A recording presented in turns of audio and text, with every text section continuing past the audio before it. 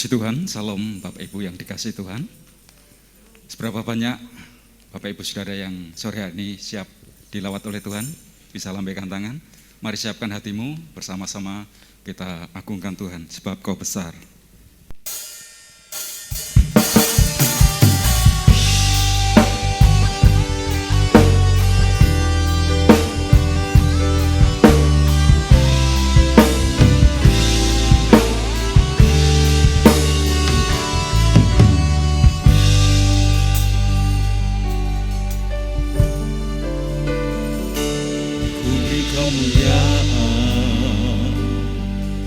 Dan hormat, ku angkat suara pujian, ku agungkan namamu, ku beri kemuliaan.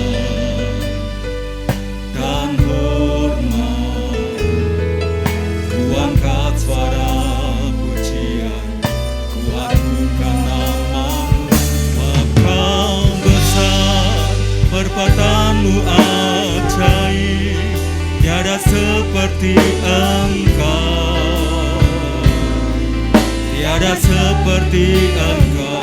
Sebab Kau besar, perbuatanmu ajaib, tiada seperti Engkau,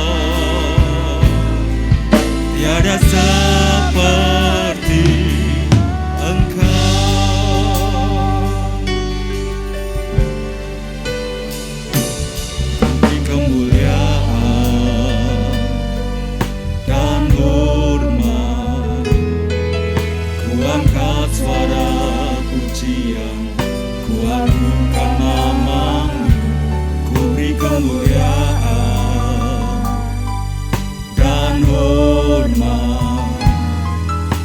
Angkat suara pujian, ku agungkan namamu. Sebab Kau besar, perbuatanmu ajaib, tiada seperti Engkau, tiada seperti Engkau. Sebab Kau besar, perbuatanmu ajaib, tiada seperti Engkau, tiada seperti. Mari bersama-sama saya undang dan kami beri bersama.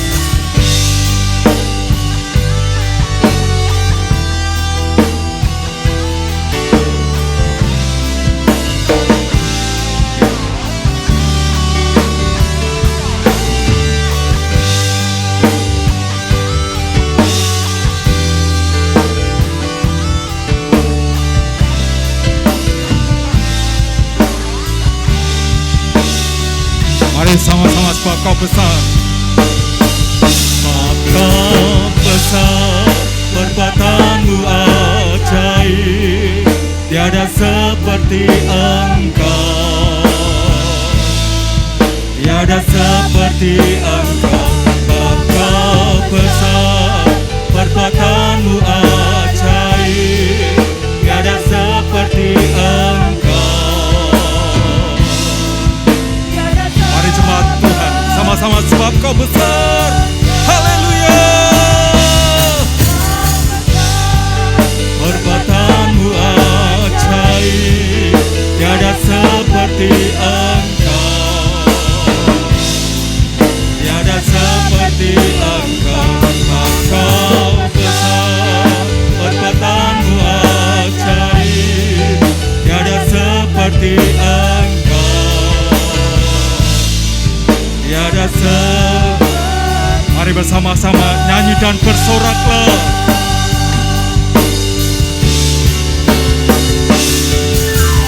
Nyanyi dan bersoraklah bagi Dia, pujian, hormat, kuasa bagi Raja. Gunung tunduk, laut bergelora, mendengar namamu. Ku bersuka atas perbuatan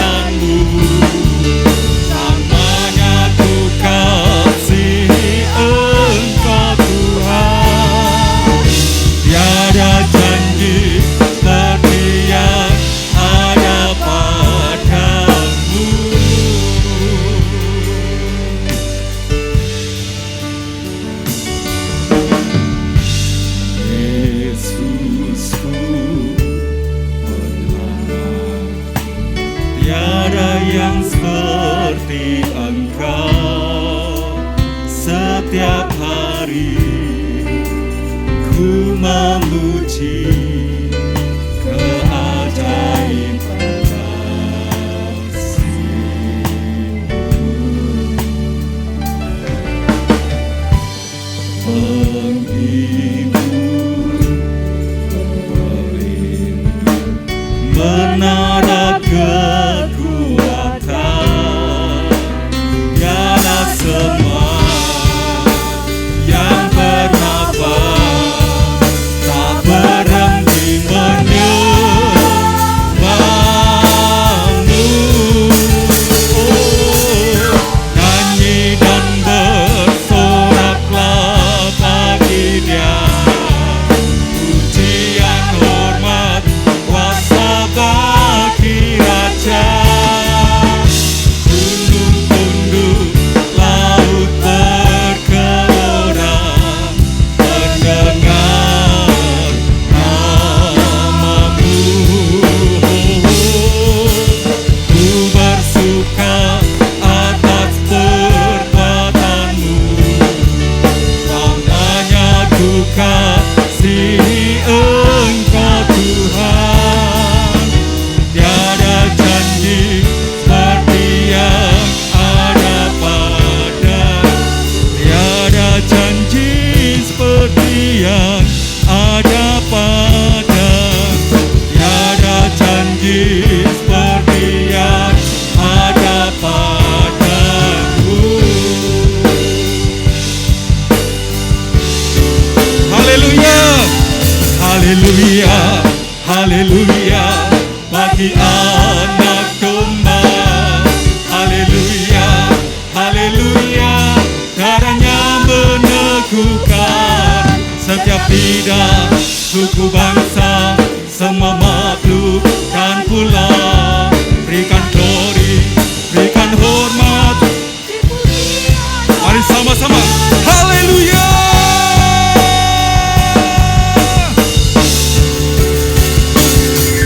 Haleluya, haleluya, bagi anak domba.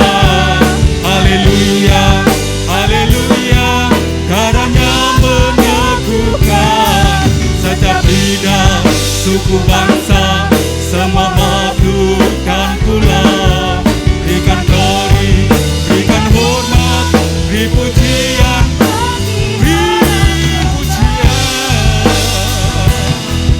beri pujian bagi anak domba.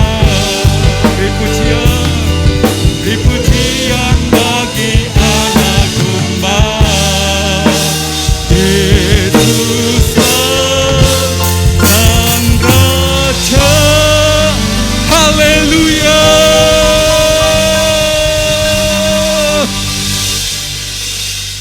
Engkaulah Raja, segala Raja Tuhan. Engkau layak kami tinggikan, kami sembah. Yang siap memuji menyembah Tuhan, sama-sama katakan salam. Bapak Ibu, ada sukacita di rumah Tuhan. Yang siap menerima lawatan Tuhan, bisa lambaikan tangan. Bersama-sama kita berikan kemuliaan bagi nama Tuhan. Doa sepakat.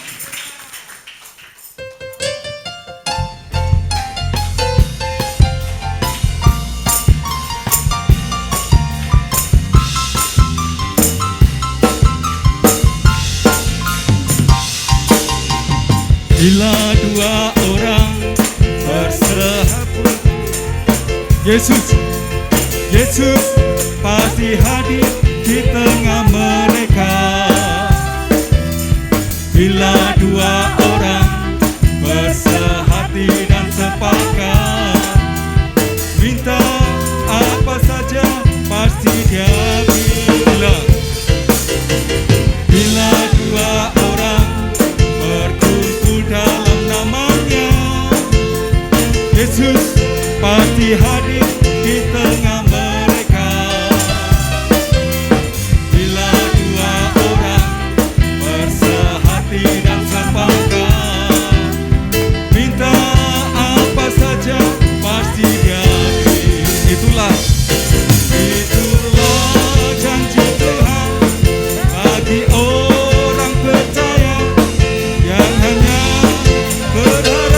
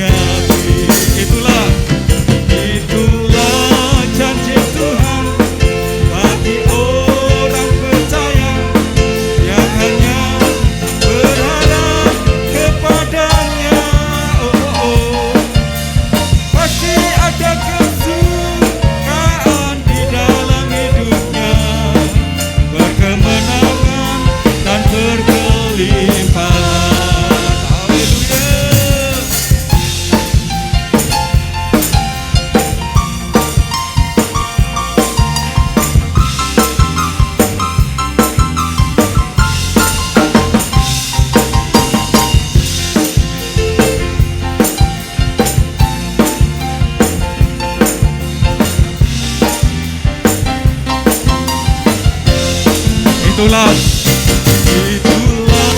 janji Tuhan bagi orang percaya yang hanya berharap kepadanya. Pasti ada kesukaan di dalam hidupnya, berkemenangan pasti. Pasti ada kesukaan di dalam hidupnya, berkemenangan dan berkelimpahan. Pasti ada kesukaan di dalam hidupnya, berkemenangan dan berkelimpahan. Haleluya. Saya persilakan duduk kembali di tempat. Masih siap untuk muji Tuhan lebih lagi? Amin. Mari kita berikan tepuk tangan meriah buat Tuhan kita Yesus Kristus. Karena hanya Tuhanlah yang layak kita suka namanya.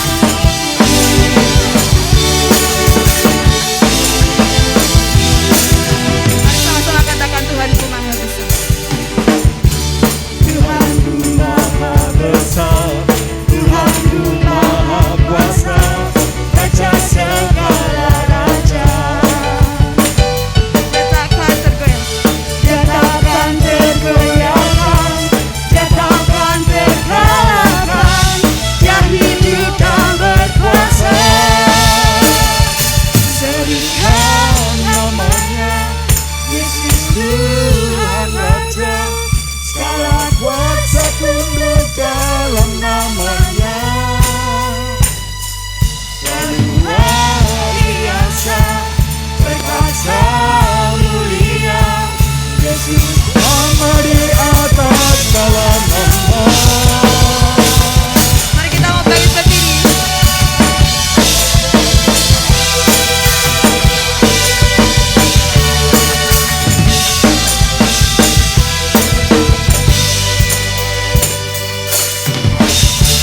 Tuhanku Maha Besar, Tuhanku Maha Kuasa, Raja segala raja.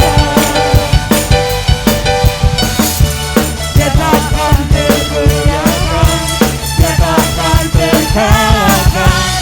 Dia hidup dan berkuasa. Serukan namanya, Yesus Tuhan Raja. Segala kuasa tunduk dalam namanya. Luar biasa, berkuasa mulia, Yesus nama di atas segala nama. Berikan sorak-sorai buat Tuhan lebih lagi.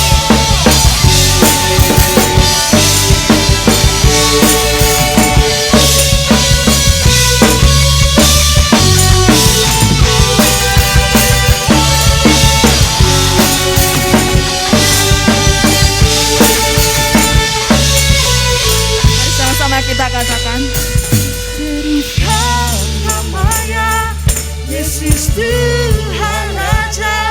Segala kuasa tunduk dalam namanya.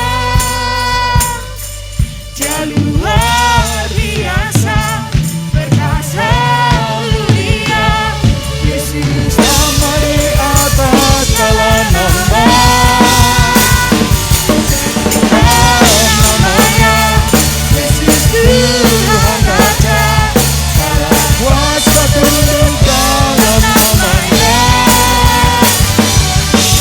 Luar biasa, berkuasa mulia, Yesus nama di atas segala nama. Sekali katakan. Yesus nama di atas segala nama. Yesus nama di atas segala nama.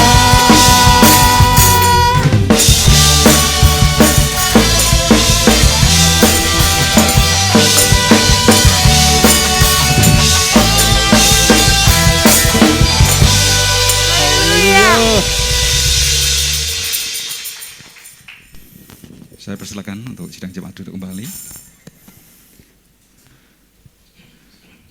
Jemaat yang dikasihi Tuhan, saya tidak tahu persoalan pergumulan apa yang sedang jemaat alami hari-hari ini.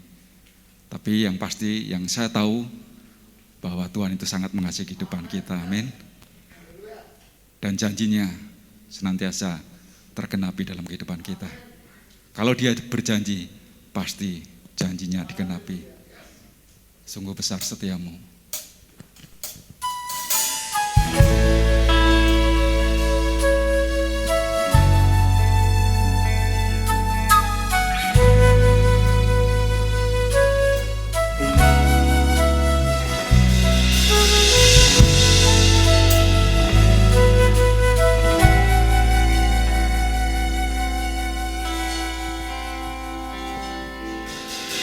Sungguh besar setiamu, Kau nyatakan bagiku. Kau Bapa yang selalu mengerti isi hatiku. Kemuliaan-Mu Kau janjikan, aku tetap percaya. Ku percaya janji-Mu ajaib, terukir dalam kehidupanku. Ku berserah di dalam kekuatan-Mu, ku percaya.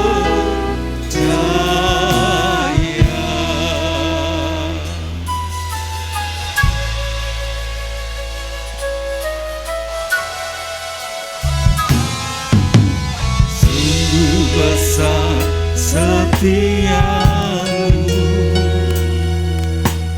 Kau nyatakan bagiku. Kau Bapa yang selalu mengerti isi hatiku. Kemuliaan-Mu Kau janjikan, aku tetap percaya. Ku percaya janji-Mu ajaib, terukir dalam kehidupanku.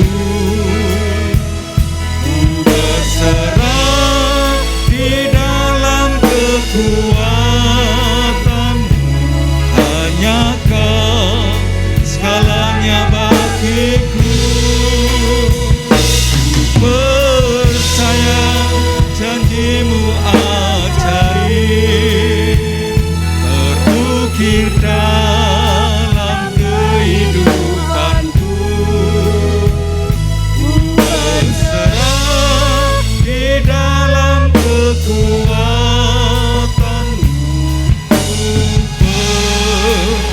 Tak akan ku takut.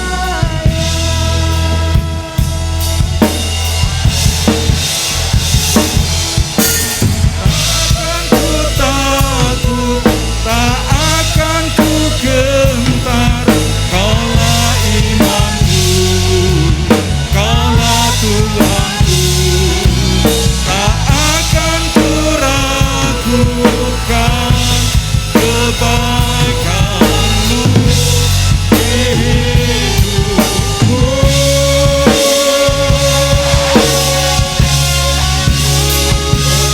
Percaya janji-Mu ajaib. Saudara-saudara jemaat, kami beri bersama-sama.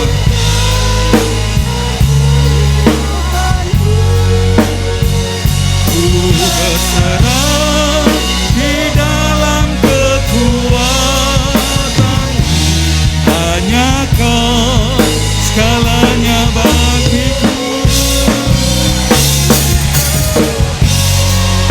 Janji-Mu ajaib, terukir dalam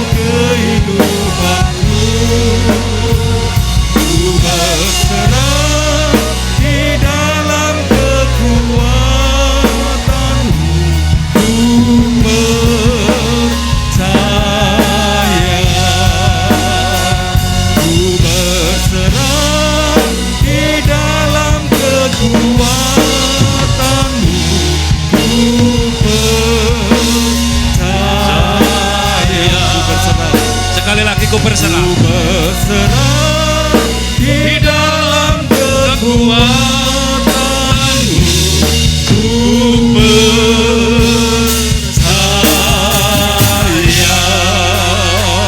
Kita berikan kemuliaan untuk Allah kita. Amin. Kami percaya Tuhan. Janji-Mu ya dan amin. Kami percaya kepada-Mu Tuhan. Terima kasih Tuhan. Kami percaya Tuhan. Kami memiliki Allah yang hidup. Allah yang mendengar setiap seruan doa-doa kami Tuhan. Dan kami percaya janji-Mu adalah ya dan amin. Setiap kami yang menaruh pengharapan kepada-Mu tidak akan pernah kecewa. Karena kami mempunyai Allah yang hidup. Kami percaya Tuhan, bukan satu kebetulan kami ada di tempat ini, tetapi semua adalah kemurahan. Sore hari ini Tuhan, jadikan setiap hati kami seperti tanah yang subur. Ketika kami mendengar firman, kami dapat mengerti, kami dapat memahami, kami dapat merenungkan di dalam hidup kami, bahkan kami dapat melakukannya di dalam hidup kami. Sehingga dalam hidup kami ada kuasa-Mu terjadi di dalam setiap kehidupan kami Tuhan. Dan nama Tuhan dimuliakan. Tuhan, urapi hamba-Mu Tuhan yang menyampaikan firman-Mu, supaya setiap firman hanya Engkau saja yang berkata-kata Tuhan. Biarlah kehendak-Mu yang terjadi Tuhan. Terima kasih Tuhan. Kami percaya Tuhan ada di tempat ini. Dari awal pertengahan akhir, tidak ada satupun yang terbuang. Kami mendapatkan berkat sukacita, bahkan berkat kemenangan di dalam kehidupan rohani kami. Kami terima firman-Mu dalam nama Tuhan Yesus Kristus kami berdoa. Yang percaya katakan amin. Silakan duduk Bapak Ibu, shalom. Kita ketemu lagi. Bapak Ibu, ada hal yang mau saya sampaikan. Tentunya Bapak Ibu tidak asing. Ketika Bapak Ibu memiliki seorang anak, tentunya Bapak Ibu akan sayang kepada anaknya. Mendidik, mendisiplin, memberikan tanggung jawab, bahkan menyekolahkan.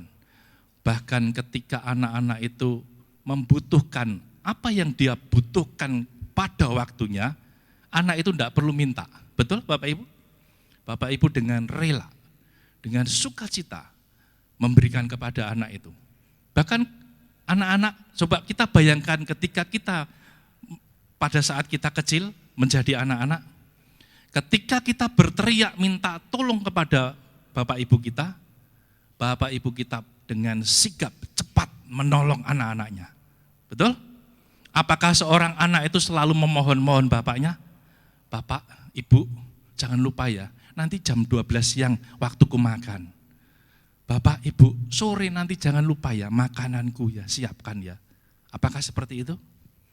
Apakah seorang anak itu selalu meminta-minta, memohon-mohon kepada bapaknya? Enggak ya. Karena bapak ibunya itu, anak ini percaya penuh kepada bapak ibunya. Bapak ibunya akan menyediakan yang terbaik, yang terbaik, yang terbaik untuk anaknya. Amin. Hari ini saya mau sampaikan dengan judul, bisa minta tolong? Mentalitas putra.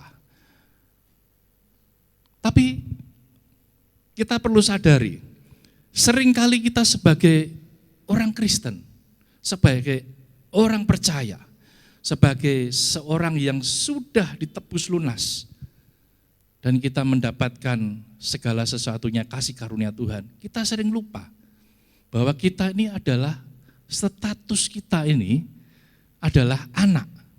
Seringkali itu dalam perilaku kita, dalam pola pikir kita, dalam kehidupan kita sehari-hari, kita melayani Tuhan. Seringkali itu kita terjebak dengan pola pikir bahwa kita ini melayani Tuhan supaya aku diberkati Tuhan.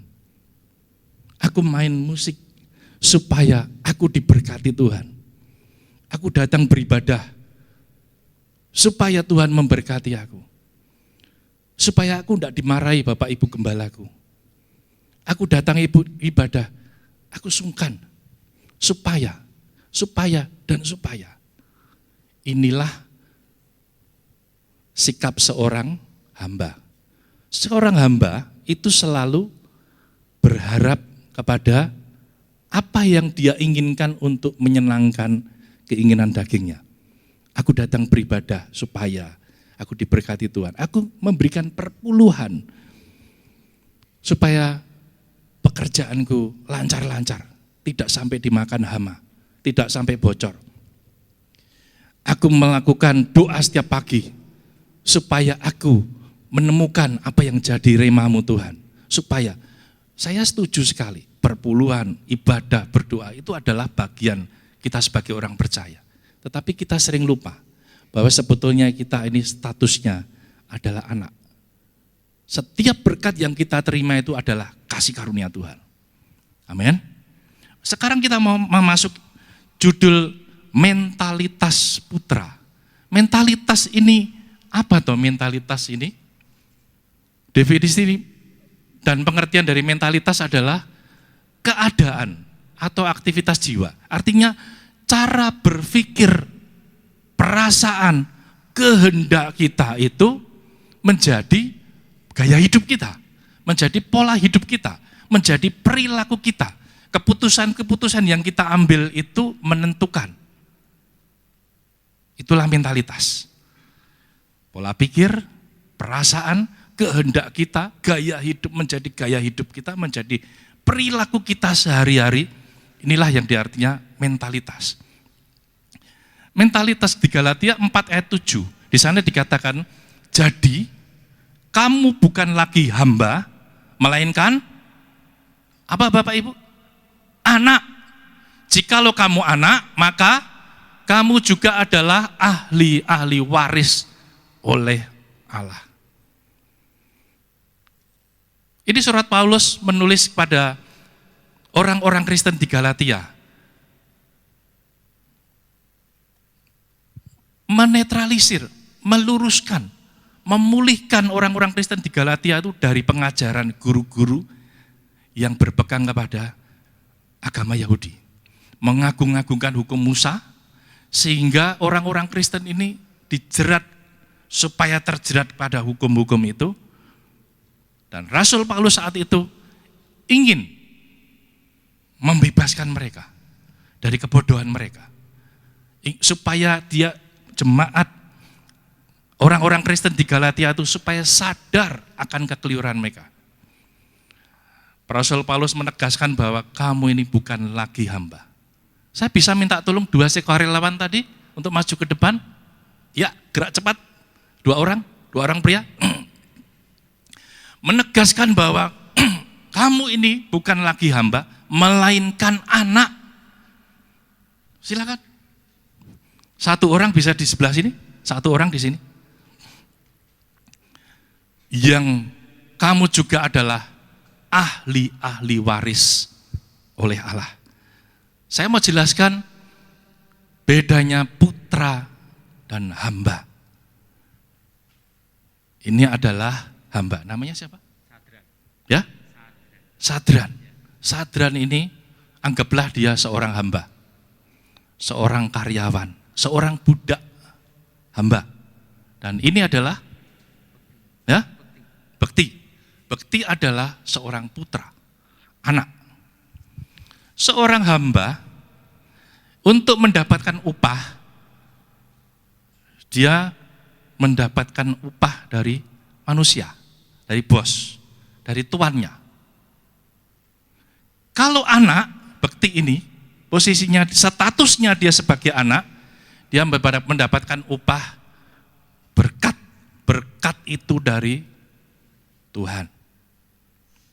Kemudian hamba, dia mendapatkan upah berupa uang.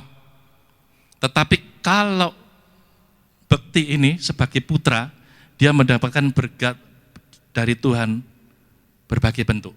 Bisa kesehatan, bisa keuangan, bisa damai sejahtera, sukacita. Tulisannya tidak kelihatan ya, terlalu kecil ya. Kelihatan ya? Terus saya bacakan. Kemudian hamba, dia mendapatkan upah, tentunya sudah tahu jumlahnya. Dia bekerja, tentunya tahu jumlahnya. Berapa upah yang dia terima atau berapa gaji dia. Kalau kerja 1 hari, dari jam 8 pagi sampai jam 4, dia tahu jumlahnya berapa. Tetapi kalau anak atau putra, berkat dari Tuhan tidak dapat diduga. Betul?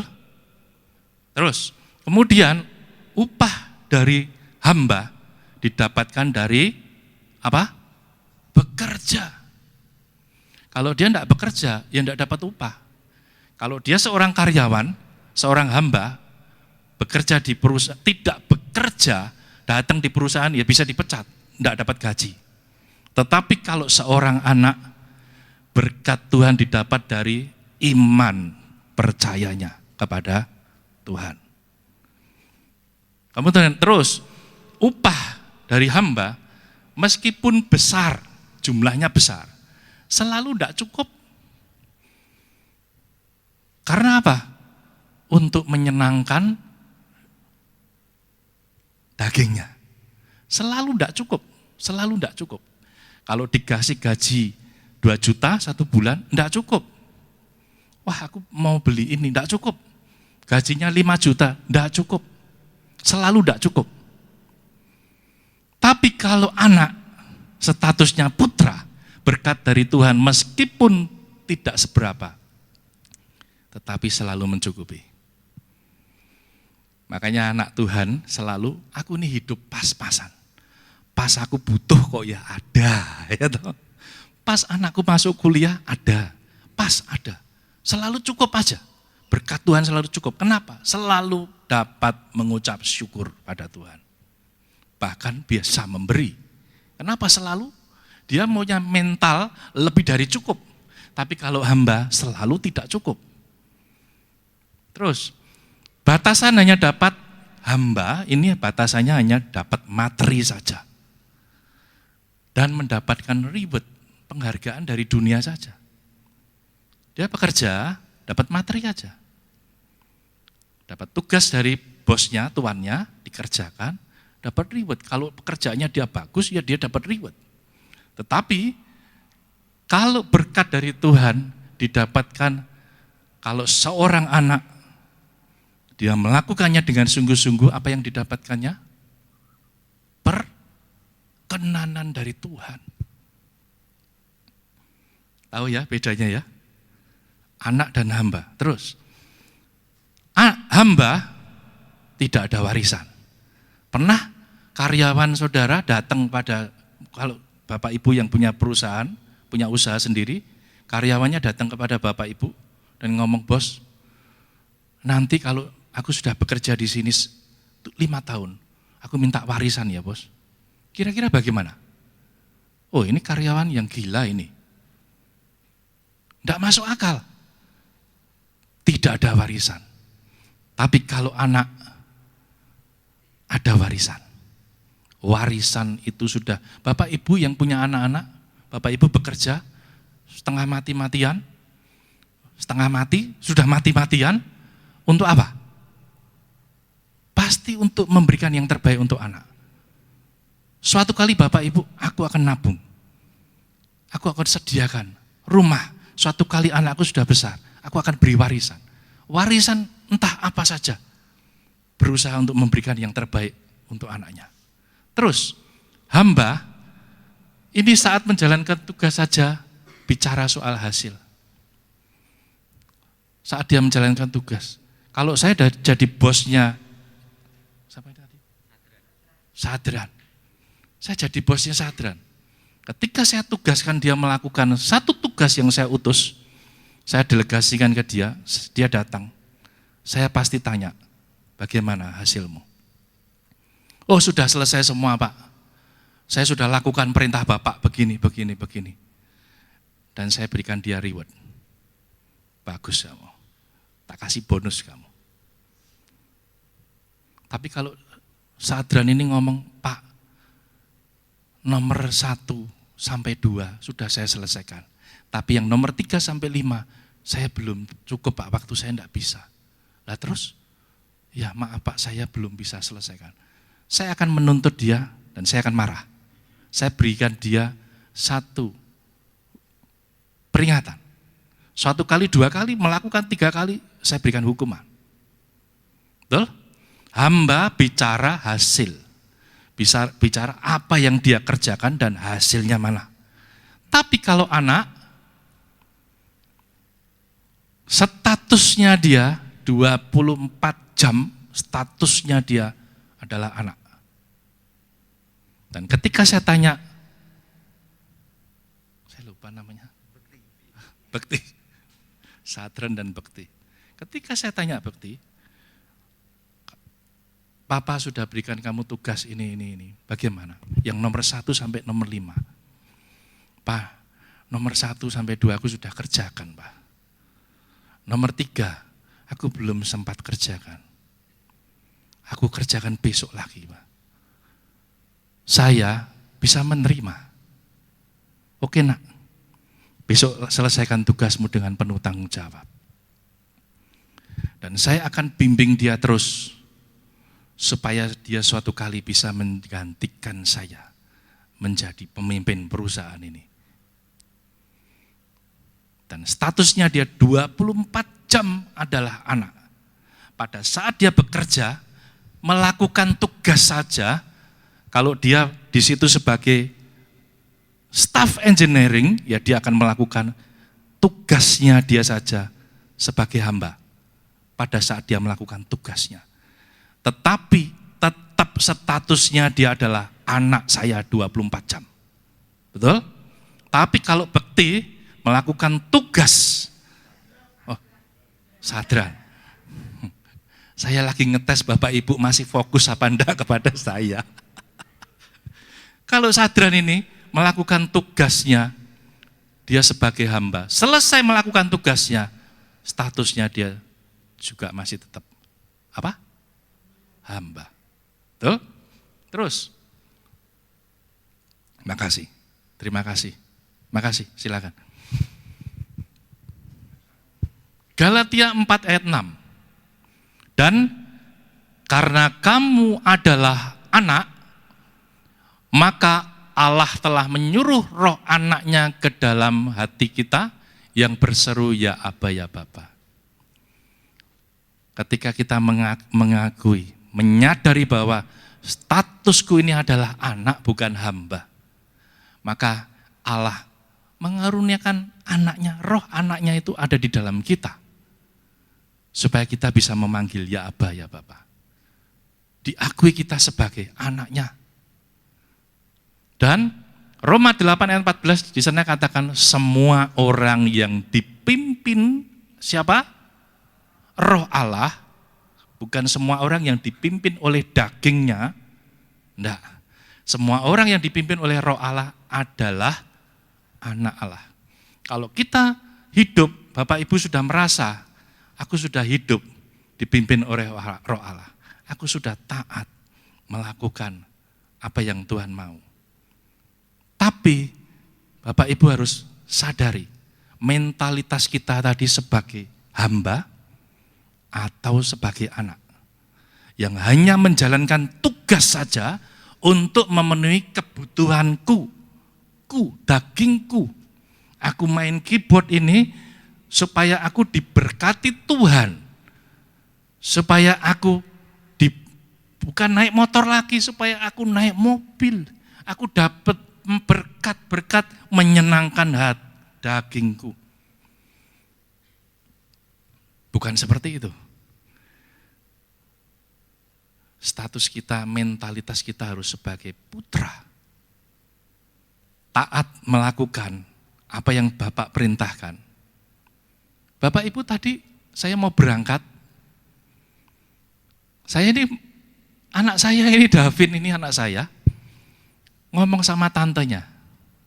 Hari ini aku mau pelayanan. Oh, pelayanan apa kamu? Aku mau jadi sopir, nganter hamba Tuhan, pelayanan hari ini. Oh saya tersenyum dalam hati saya. Oh ini putra yang membanggakan bapaknya. Betul? Apakah dia dengan rela nyopir dari Solo sampai Semarang, padahal tadi siang dia ngantuk. Pulang gereja tadi ibadah jam 10 sampai jam 12, pulang sempat tertidur sebentar. Saya kasihan, tadi jam 2 saya berangkat, kami berangkat, sudah Papa aja yang nyetir, Vin. Enggak Pak, aku yang nyetir Pak. Dengan semangat dia, enggak ngantuk. Apakah dia jadi driver saya, mengantar saya, dia berharap upah? Bagaimana? Enggak. Kenapa dia dengan rela hati pegang kemudi, melawan ngantuknya dia, nganter papanya, berangkat pelayanan. Apa? Karena kecintaannya kepada saya. Rela melakukan apa yang Papa butuhkan, aku lakukan, dia rela. Kalau dia terus melakukan menjadi putra yang membanggakan papanya, dengan sendirinya saya akan bangga. Bukan hanya reward, tapi perkenanan dia kepada saya. Ini Bapak jasmani, apalagi Bapak di surga.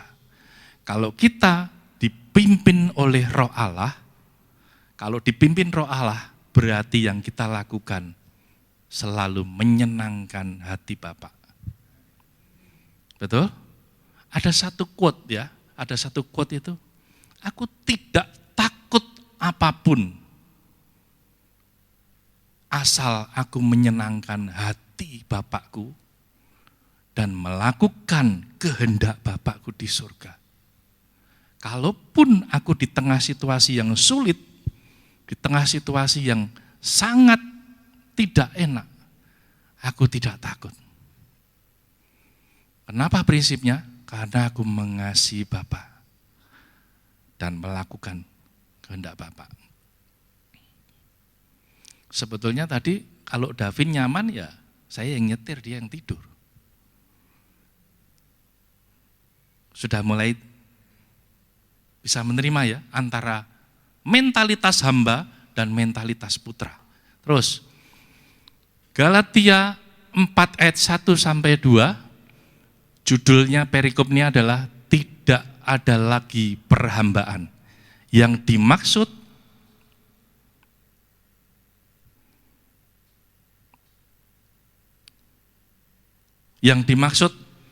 ialah selama seorang ahli waris belum akil balik, sedikit pun ia tidak berbeda dengan seorang hamba. Sungguh pun ia adalah tuan dari segala sesuatu. Ayat 2. Tetapi ia berada di bawah perwalian dan pengawasan sampai pada saat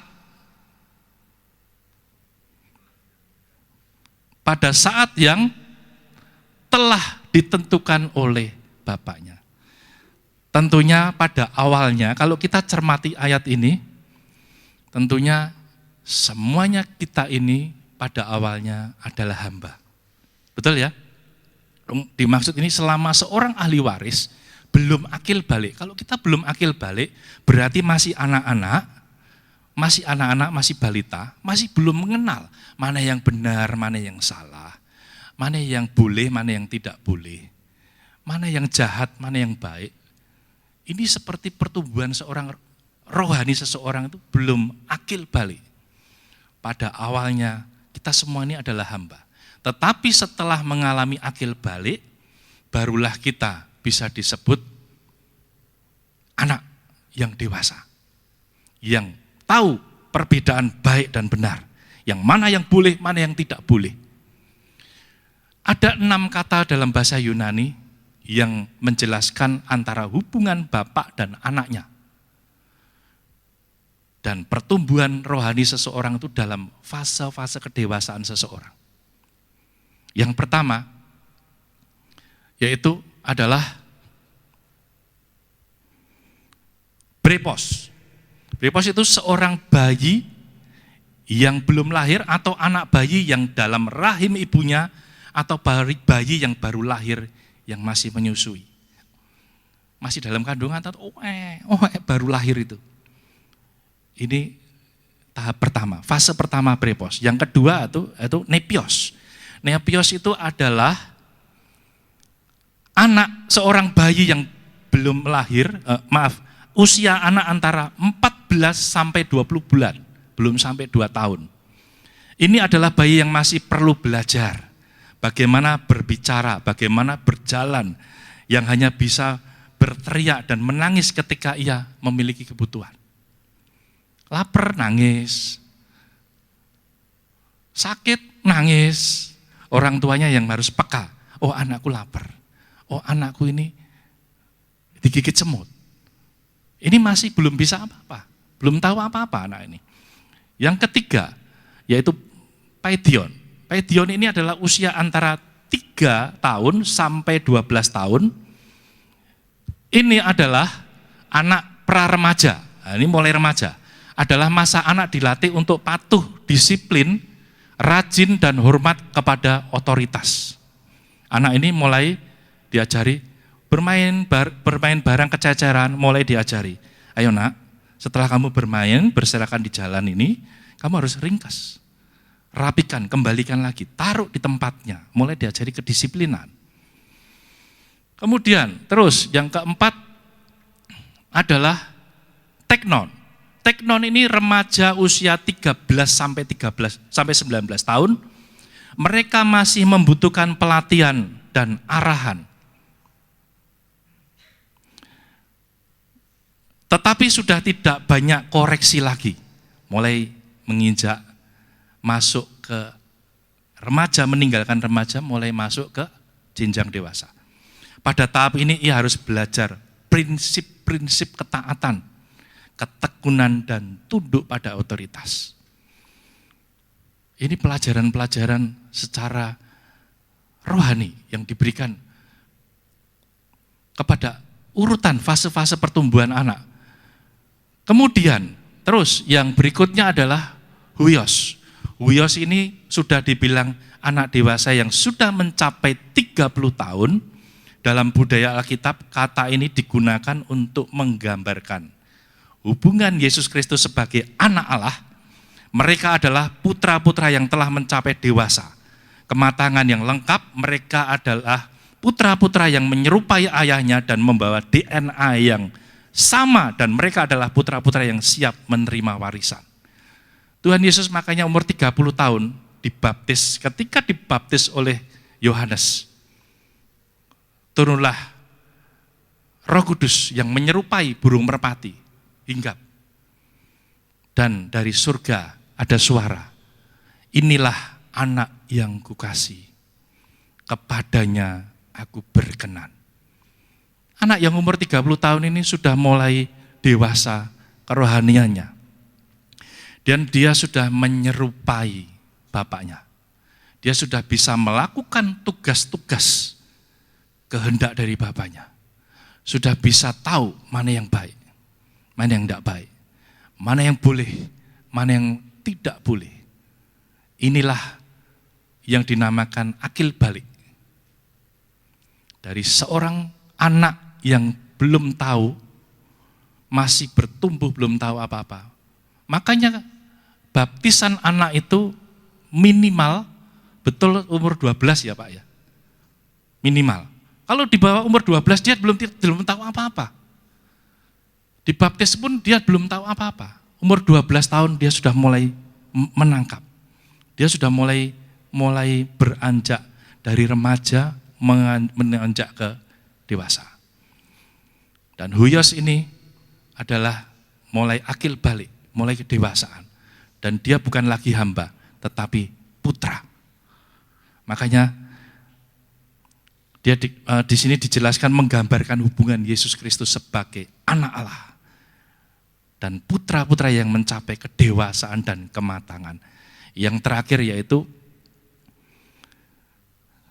Neaniskos, seorang yang telah mencapai usia 40 tahun ini, putra yang sudah tahu firman, yang secara efektif menggunakan wewenang dan kekuasaannya terhadap iblis, dan telah berjuang dalam peperangan rohani dan mampu melahkan si jahat. Dia sudah punya kuasa. Umur 30, Dia tahu mana yang baik, mana yang tidak baik. Dia taat melakukan apa yang bapaknya kehendaki. Otoritas Allah ada di tangannya. Dan dia memiliki kuasa untuk melakukan apa yang menjadi kehendak bapaknya di surga. Seseorang yang dipimpin oleh Roh, tentunya kalau meminta sesuatu kepada bapaknya, permintaannya itu permintaan yang berkenan kepada bapaknya. Dan permintaannya bukan untuk menyenangkan dagingnya, tetapi untuk menyenangkan hati bapaknya di surga.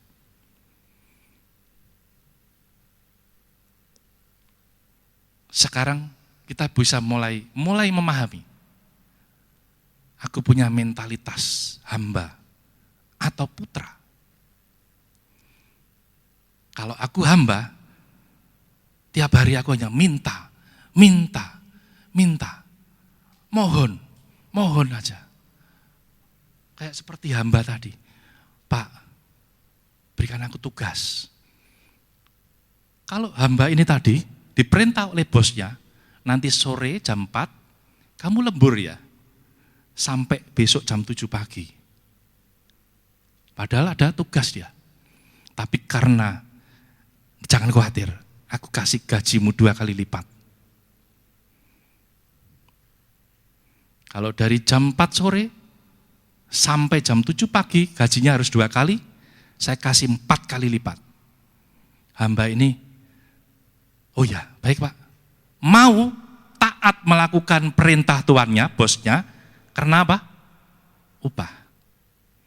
Dia mau, aku taat, aku mau bos. Dan ketika selesai jam 7, rewardnya adalah upah. Betul? Ketaatan itu ada 2 opsi. Taat karena supaya aku dapat uang, supaya aku dapat berkat, supaya yang menyenangkan dagingku. Tapi kalau seorang anak yang di sini tadi, kalau bapaknya berkata, jam 4 ini kamu belum bisa pulang loh nak. Ini tugasnya masih ada nak. Papa capek, kamu bisa menggantikan papa. Anak ini akan berdiri. Iya Pak, aku bisa Pak. Karena apa? Karena dia merasa memiliki apa yang bapaknya punya. Dia sudah tidak berharap upah lagi. Tapi karena kecintaannya kepada bapaknya itu, dia mau melakukan ketaatan. Dia mau melakukan ketaatan. Dan bapaknya, kalau kita berdiri sebagai putra, Bapa di surga memberikan perkenanan kepada kita. Dan otoritas Allah diberikan di tangan kita untuk melakukan tugas kehendak Allah. Amin. Kalau anak ini disuruh, nak, kamu pergi ke Jakarta untuk kirim barang ini nak ke Jakarta. Pakai mobil papa ini untuk ke sana, ke Jakarta. Anak ini berangkat menggunakan mobil, tetapi tidak dibawa ke Jakarta. Mobil ini malah digunakan untuk mampir dulu ke Kendal, ke Tegal, tamasya di Bandung dulu, baru memberikan barang ini ke Jakarta. Bahkan mungkin tidak sampai ke Jakarta. Kalau Bapak kita mengutus kita sebagai putranya, lakukan apa yang menjadi tugasku, anakku. Kita memakai hukum Taurat sebagai kendaraan kita. Dan kita terpancang pada hukum Taurat itu, kepada liturgi-liturgi agama, kepada kebiasaan-kebiasaan. Seperti di Galatia tadi, Rasul Paulus tuh ingin memulihkan orang-orang Kristen di Galilea yang terjebak dengan hukum Musa, diagung-agungkan, bukan kepada Injil yang sebenarnya. Dia kepada liturgi agamawi. Aku melakukan ini supaya Aku dipandang orang. Aku datang beribadah, berlutut di sini supaya dipandang orang. Aku supaya rohani, supaya tidak akan sampai kepada perkenanan Bapa. Paham? Kendaraan yang hukum Taurat yang Bapak pakai ini untuk melakukan kehendak, bukan terpancang kepada hukumnya, tapi sikap seorang putra yang mengasihi bapaknya, melakukan dengan rela, tulus kecintaannya kepada bapaknya. Amin. Terus, bagaimana menjadi seorang putra yang baik? Yang pertama yaitu taat. Taat di Filipi 2 ayat 5 sampai 9. Ketaatan Kristus. Kristus yang setara dengan Allah itu rela. Dia menempatkan dirinya sebagai hamba. Bukan karena sebagai hamba itu karena tidak ada pilihan semata-mata. Tetapi ketaatan seorang anak karena percaya kepada bapaknya. Kalau saya utus anak saya Davin ini, nak, kamu ke Jakarta, kirim barang ini, pakai mobilnya Bapak. Saya akan bertanggung jawab kepada bahan bakar, makan di jalan, keselamatannya, semuanya. Saya sudah rancangkan semuanya. Saya bertanggung jawab untuk keselamatan dia, mengantarkan barang ini. Kalau kita berdiri sebagai putra, diutus Bapak kita, melakukan kehendak Bapak kita melakukan dengan taat. Kristus saja taat sampai mati di kayu salib untuk menebus dosa kita. Apakah Kristus, Yesus itu tidak taat? Tidak taat itu lawannya taat apa? Melawan. Kalau melawan Allah itu bukan sekutunya Allah, musuhnya Allah. Dia bukan melawan atau tidak taat. Taat sebagai putra yang mengasihi bapaknya. Melakukan kehendak bapaknya dengan sungguh-sungguh. Taat sepenuhnya.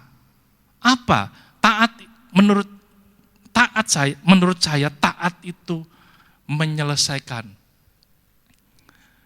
mengerjakan tugas atau mengerjakan segala sesuatu itu sampai selesai. Sampai finish. Yesus diutus diutus Allah untuk datang ke dunia, untuk menyelamatkan manusia. Dikorbankan mati di kayu salib, anak seorang putra Allah ini taat kepada bapaknya. Tanpa pembelaan apapun, rela di kayu salib. Tapi pada hari ketiga dibangkitkan. Kalau kita di awal tadi hidup dipimpin oleh Roh Allah, kita pun harus taat seperti teladan Kristus, taat sampai mati. Menyelesaikan tugas sampai garis finish.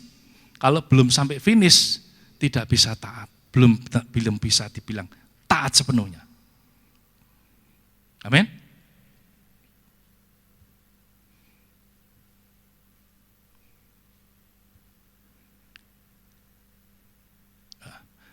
Hamba yang taat itu memang kewajiban. Hamba ini taat itu karena kewajibannya dia sebagai hamba, sebagai karyawan harus taat. Kalau tidak taat ya dipecat atau tidak dipakai lagi. Kewajiban. Tetapi putra yang taat itu karena kecintaan. Amin. Halo. Karena kecintaan kepada bapaknya. Suatu kali anak saya yang nomor 1 itu cewek. Dia jualan rokok elektrik itu namanya apa Bapak Ibu? Smoke ya? Vape. Jualan vape. Saya ini juga tidak sadar. Dia cuma cerita, Pak aku jualan ini. Wah, laku laris sekali. Saya lihat di Instagramnya, di story-nya itu, wah laris. Dan dia delegasi ke adiknya, yang nomor 2 di Surabaya. Dan yang ketiga, anak saya yang ikut ini, Davin ini, mulai didelegasikan. Saya ini masih belum sadar bahwa rokok ini membahayakan.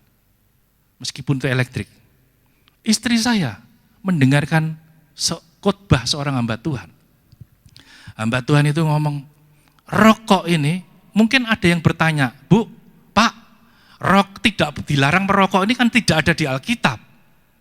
Tetapi di pom bensin aja ditulis dilarang merokok. Dan rokok itu selalu ditulis merusak kesehatan, menyebabkan kanker. Kanker menyebabkan kehidupan. Kematian. Oh, masih di sini semua ya. Menyebabkan kematian. Rokok itu merusak. Istri saya dapat firman seperti itu, seperti teguran Tuhan keras. Anak saya yang kecil ini mulai dapat orderan. Istri saya, Ma, aku sudah dapat order ini, sudah dapat order 1. Ya sudah, kamu selesaikan. Setelah itu jangan jualan lagi. Ketika dia cerita, saya minta ampun sama Tuhan. Tuhan, ampuni aku Tuhan. Aku tidak dengan cepat menegur dengan tegas anakku. Jangan berjualan, meskipun itu rokok elektrik, itu juga merusak kesehatan. Sebagai anak Tuhan, sebagai baitnya Tuhan, tidak seharusnya dikotori oleh asap. Saya ngomong sama istri, aduh Mi, aku kelolosan. Saya langsung ambil sikap, minta ampun sama Tuhan. Dan ketika, itu pas saya masih di Solo, ketika saya sampai Surabaya, anak saya ini bisa cerita. Mah, Pak, aku cerita sama kami berdua. Aku mau selesaikan, ini tinggal berapa ratus saja. Padahal dia habis dari Jakarta dipanggil bosnya, karena penjualannya yang cukup besar dengan cepat, sampai dipanggil bosnya di Jakarta, ingin didelegasikan lebih besar. Tapi dia cerita kami, aku ndak enak Pak. Hati nuraniku bersalah terus. Aku kok jual rokok, awalnya aku mikir, inilah rokok elektrik, kan bukan rokok sebenarnya, hanya seperti rokok mainan. Hati nuraniku ndak enak terus Pak. Ini kan sama dengan aku ngasih barang ke orang, barang merusak orang-orang ini. Aku mau selesaikan semuanya, dan aku mau resign. Aku mau stop pekerjaan ini, aku mau jual yang lainnya. Saya percaya ketika saya berlutut ke hadapan Tuhan, saya bersikap sebagai putra yang baik, yang salah mengakui kesalahan. Saat itu juga Tuhan jamah anak saya. Hatinya mulai disenggol. Tidak sebaiknya kamu jual itu. Dan dia memutuskan sendiri, stop. Ketika dia memutuskan, besok paginya ketemu kami, ngomong, Pak, Mi, puji Tuhan, sisanya vape ini, Tuhan langsung kirim pembeli, selesaikan, karena aku tidak bisa berhenti di sini. Aku dianggap tidak bertanggung jawab, aku mau selesaikan apa yang sudah ambil, tak selesaikan.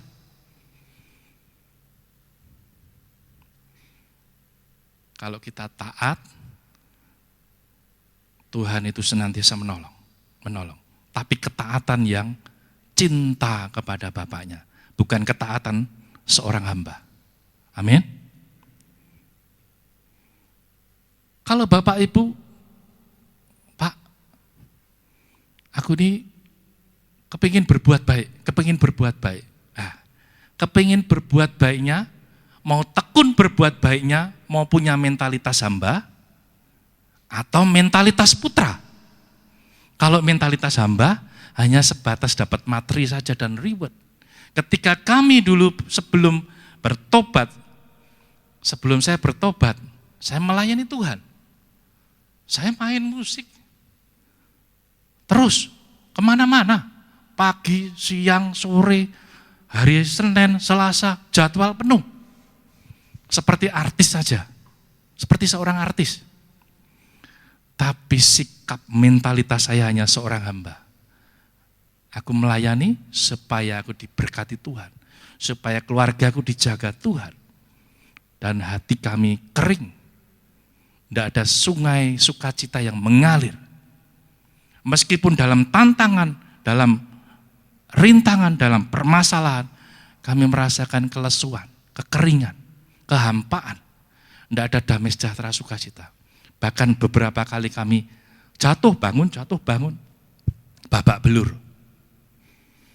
Tetapi ketika kami mempraktekkan mentalitas putra, kami melakukannya tanpa supaya atau agar aku atau punya motivasi menyenangkan daging ini. Enggak. Karena aku kecintaanku kepada Bapakku di surga. Aku taat melakukan perintah-Mu Tuhan. Dan aku percaya Tuhan berikan otoritas di tanganku untuk menyelesaikan kehendak-Mu. Aku akan hidup di dalam-Mu Tuhan. Dan Engkau hidup di dalamku. Supaya hidupku bukan sugeng lagi, tetapi Kristus yang hidup di dalamku. Bukan sugeng yang dimuliakan, tetapi Kristus yang dimuliakan. Amin. Kalau Bapak Ibu tema bulan ini kebersamaan untuk apa Pak? Bersama-sama dengan tekun menanti janji Allah. Betul? Beberapa waktu lalu berdua lebih baik daripada seorang diri. Betul?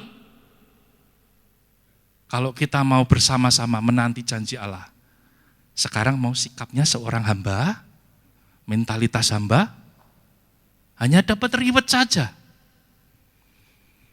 Upah saja. Dan sukacita damai sejahtera, kuasa Tuhan itu kita tidak bisa melihat.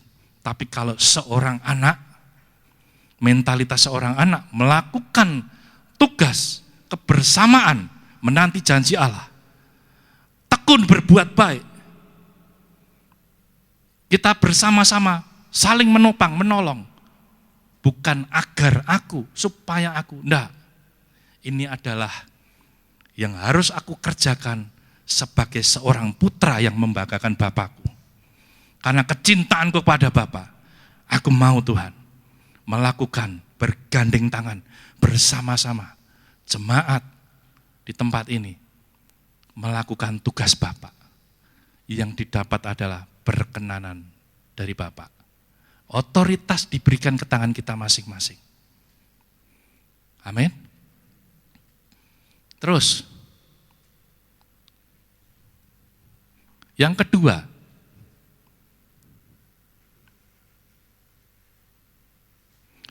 bertumbuh ke arah Kristus. Filipi 2 ayat 5, hendaklah kamu dalam hidupmu bersama menaruh pikiran. Pikiran apa?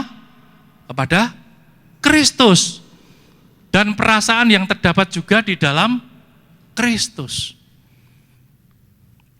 Bapak Ibu sudah praktek karakter Kristus. Karakter Kristus ada di dalam saudara. Bahwa kita ini sebetulnya sifat Allah sudah ada di dalam kita. Yang sudah lahir baru, sudah ditebus. Pak, aku kok jadi bingung ya Pak ya? Kok di Alkitab juga dikatakan, hei hambaku yang setia dan taat. Kok disebut hamba ya Pak ya? Perumpamaan talenta, diberikan 1 talenta, 2 talenta, 3 talenta, 5 talenta. Konteksnya apa? Ini berbicara mengenai tugas pekerjaan. Betul ya? Tugas pekerjaan ini seorang tuan memberikan 1 talenta, 2 talenta, 3 talenta, 5 talenta. Tuannya ini sedang berinvestasi. 1, 2, 3, 5. Ketika hambanya itu melakukan tugasnya, bekerja, tuannya kalau investasi selalu berharap imbal balik dong. Berharap hasilnya. Makanya di sini konteksnya adalah hamba. Ketika dia kembali, mana hasilmu? Oh yang 2 jadi berlipat. Ini berlipat. Yang satu malah bertetap. Kamu hambaku yang jahat. Satu ini tidak kamu kembangkan. Aku ambil aja, berikan yang lain. Hambaku yang setia dan taat. Dikembangkan. Konteksnya adalah melakukan tugas. Kita pun ketika melakukan tugas sebagai hamba, tapi status kita harus 24 jam sebagai putra Allah. Amin. Jangan bingung dengan sebutan putra dan hamba. Ketika kita melakukan tugas, bisa saja kalau saya punya Bapak Davin ini, saya punya perusahaan, ketika dia melakukan tugasnya, saya sedang membangun satu rumah, ketika saya utus, Vin, kontrol di sana. Dia sebagai set manager saya, pelaksana saya. Ketika dia di lapangan, melakukan tugasnya sebagai hamba, karyawan saya. Apakah statusnya dia anak hilang? Enggak. Tetap dia 24 jam adalah anak saya. Amin. Saya sampai jam berapa ya Pak ya? Kalau jam 8 nanti Bapak aja yang teruskan. Iya. Dia tetap statusnya 24 jam adalah putra saya. Tapi tugas yang dilakukannya, dia sebagai hamba yang setia. Seperti perumpamaan tadi. Oke, jelas ya? Terus ya, kemudian menjadi putra yang bertumbuh. Agar dapat menjadi putra yang dapat diandalkan. Kalau Bapak Ibu diajak bersama-sama menaruh pengharapan, jadilah putra yang dapat diandalkan. Bukan hamba yang hanya upah, tapi putra yang mengasihi Bapak. Terus, kemudian yang ketiga, bertanggung jawab dan setia. Bertanggung jawab dalam melakukan sebagai putra adalah bagaimana ia harus menaruh hormat kepada orang tua jasmani, orang tua rohani, pemimpin kita. Kalau kita sebagai putra yang baik, putra harus bertanggung jawab. Melakukan tugasnya sebagai putra. Hormati bapakmu, hormati orang tuamu, hormati pemimpinmu, hormati orang tua rohanimu, hormati mentormu, hormati otoritas di atasmu. Supaya kita bisa menuntaskan sebagai putra. Dan suatu kali kita bisa menjadi bapak yang pantas.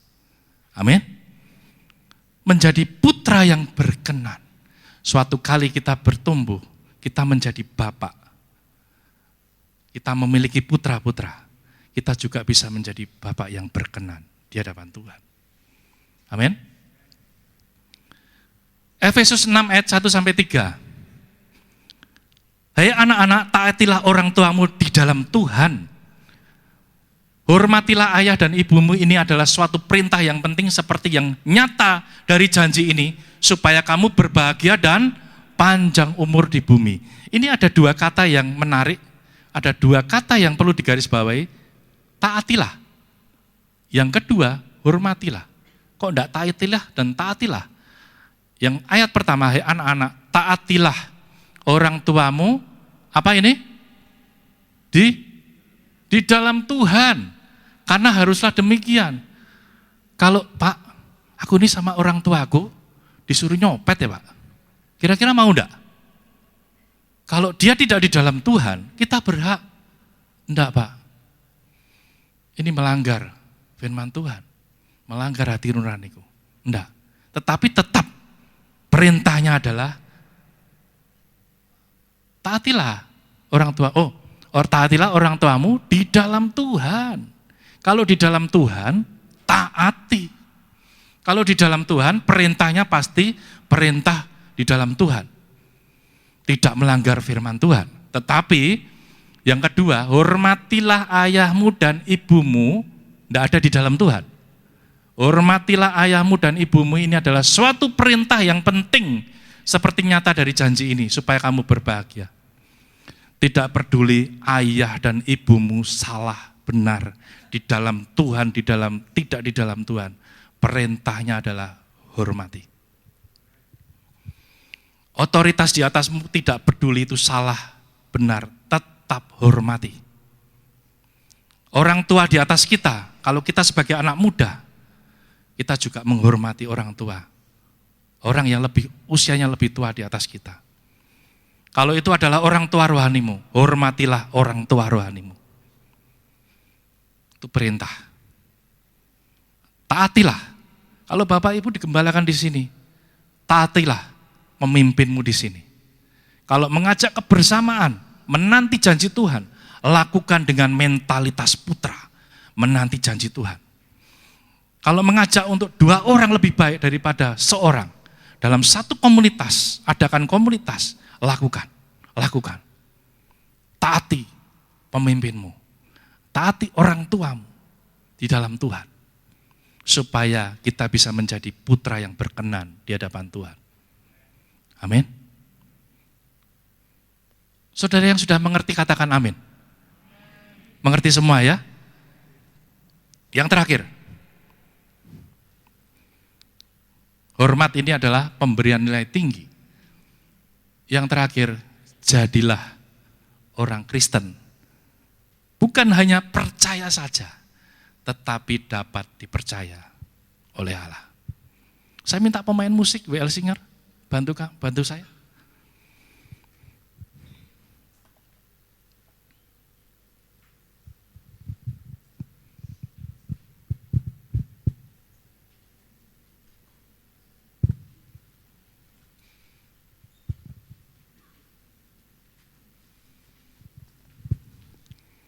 Firman Tuhan malam hari ini, sore hari ini, mengingatkan kita, supaya kita memiliki mentalitas seorang putra Allah yang membanggakan Allah.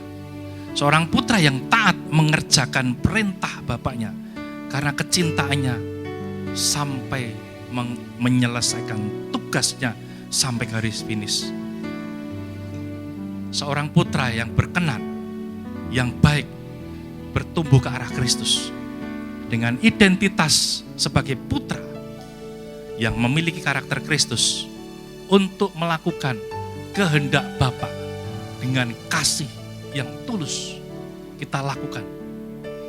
Dan sebagai putra yang bertanggung jawab dengan menaruh hormat kepada orang tua kita, orang tua jasmani kita, mentor kita, pemimpin kita, otoritas di atas kita, supaya perkenanan Tuhan ada di tangan kita.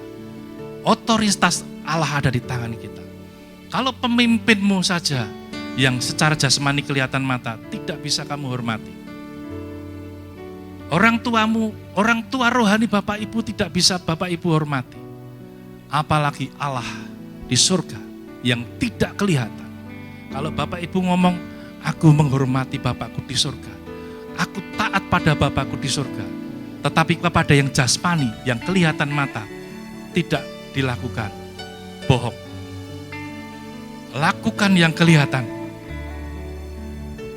Latihan. Lakukan yang kelihatan. Lakukan dari perkara kecil. Setiap perkara kecil, Tuhan berikan perkara besar.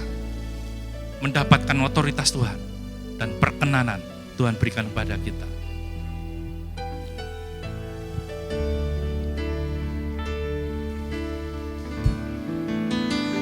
Seperti Bapa sayang anaknya. Kami undang Bapak Ibu berdiri. Engkau mengasihiku, Kau jadikan biji matamu, Kau berikan semua yang ada padamu. Seperti Bapa sayang anaknya, demikianlah Kau menuntun langkahku. Hari depan indah Kau beri, rancanganku yang terbaik bagiku. Katakan, Bapa, besar sungguh setiamu Tuhan. Bapa, besar sungguh kasih setiamu, nyata sungguh perlindunganmu. Tak satu kuasa mampu pisahkan aku dari kasih-Mu. Bapa, ajar kami selalu menghormati-Mu. Ajarku selalu hormati-Mu. Ajarku turut perintah-Mu. Berikan ku hati untuk menyembah-Mu dan bersyukur setiap waktu. Angkat tanganmu, katakan, seperti Bapa sayang anaknya, demikianlah Engkau mengasihiku.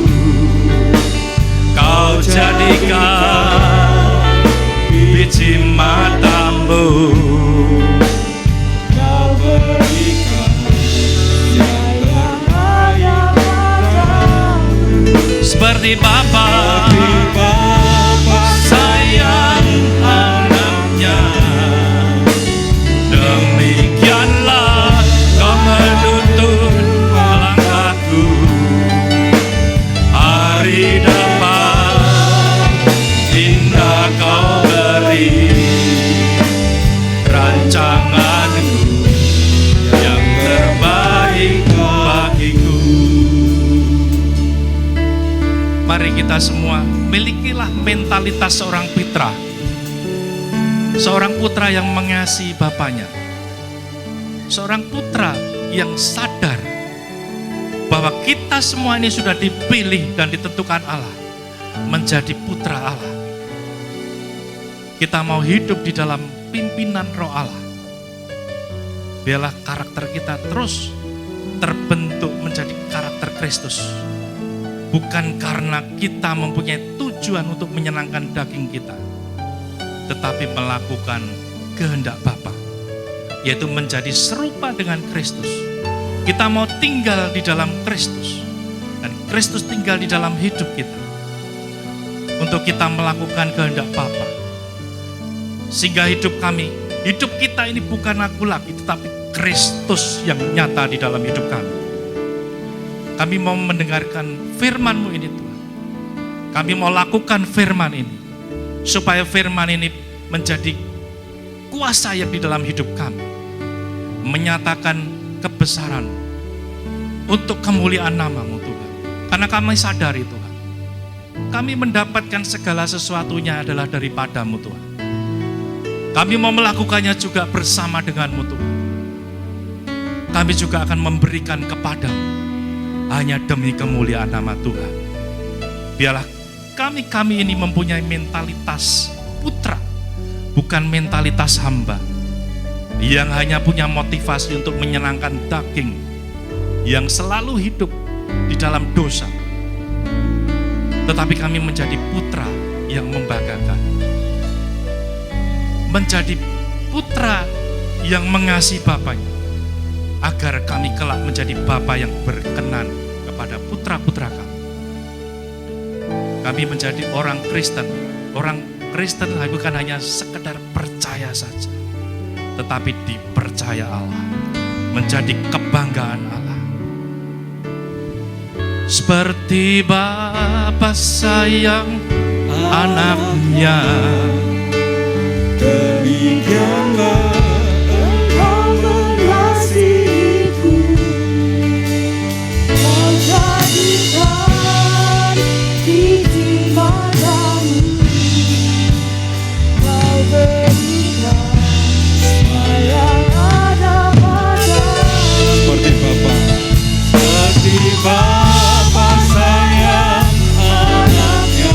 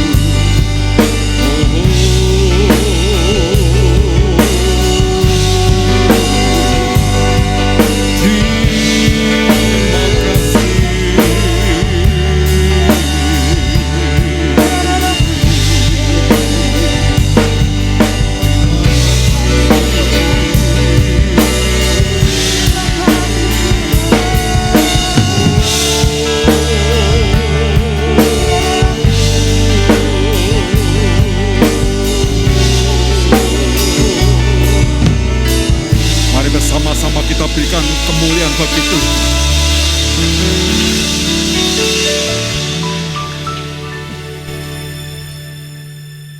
Engkau baik buat setiap kehidupan kami Tuhan. Dan kami percaya firman yang keluar dari lidah mulut Allah tidak akan pernah kembali dengan sia-sia. Firman itu akan mengerjakan kehidupan kami seperti apa yang Engkau mau Tuhan. Dan biarlah mentalitas putra itu ada dalam kehidupan kami. Kami melakukan segala sesuatu bukan karena kewajiban kami Tuhan, tapi kami melakukan segala sesuatu, kami melayani Engkau karena kami mengasihi Engkau Tuhan. Tanamkan itu dalam setiap kehidupan kami. Kami percaya jerih payah kami dalam Engkau tidak pernah sia-sia Tuhan. Dan malam hari ini berdoa untuk hamba-Mu, Bapak Pendeta Sugeng Lee. Biarlah hikmat, marifat, pengurapan yang baru turun atas kehidupan hamba-Mu ini Tuhan. Hidup diberkati menjadi berkat bagi banyak orang Tuhan. Sebentar kami akan mempersiapkan persembahan kami akan memberikan persembahan kami. Berikan kami hati yang rela, berikan kami hati yang penuh dengan sukacita ketika kami memberi Tuhan. Kami percaya ketika kami memberi, kami akan diberi Tuhan. Dan biarlah segala sesuatu yang kami berikan semuanya karena kami mengasihi Engkau Tuhan. Di dalam nama Tuhan Yesus, setiap kita yang siap memberikan persembahan sama-sama katakan.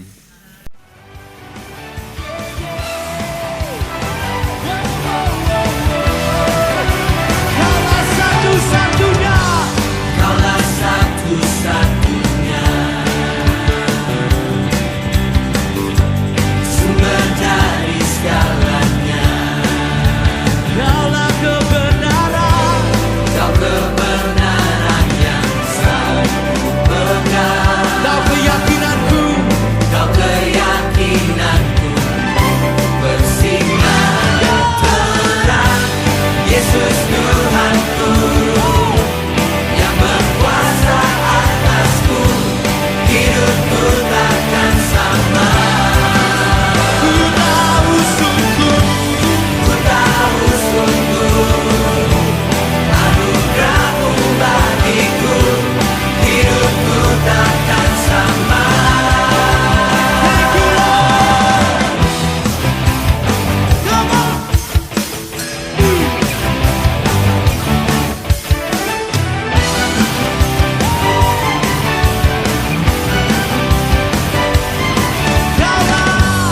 Kaulah satu-satunya, sumber dari segalanya, sumber dari segalanya. Kau kebenaran yang selalu pegang. Kau keyakinanku Tuhan, Kau keyakinan. Are you ready church?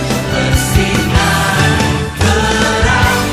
Yesus Tuhanku, yang berkuasa atasku, hidupku takkan sama.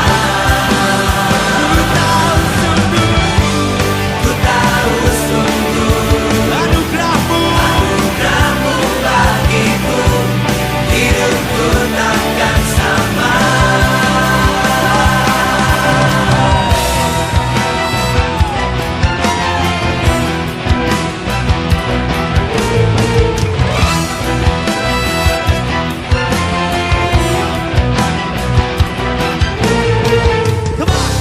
Kaulah alasan untuk ku hidup, hanya menyenangkan-Mu. Oh, Kaulah alasan, Kaulah alasan